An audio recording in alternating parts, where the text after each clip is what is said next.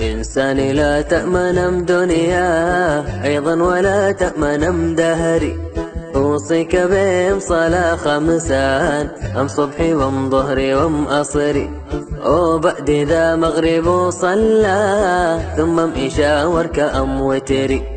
إنساني أوصيك بتقوى الله قطع صلاة أكبر من نكري. أوصيك بهم صلاة خمسان أم صبحي وام ظهري وام أصري. وبعد ذا مغرب صلى ثم إشاء وركع أم وتري. ثم إشاء وركع أم وتري. ثم إشاء وركع أم وتري.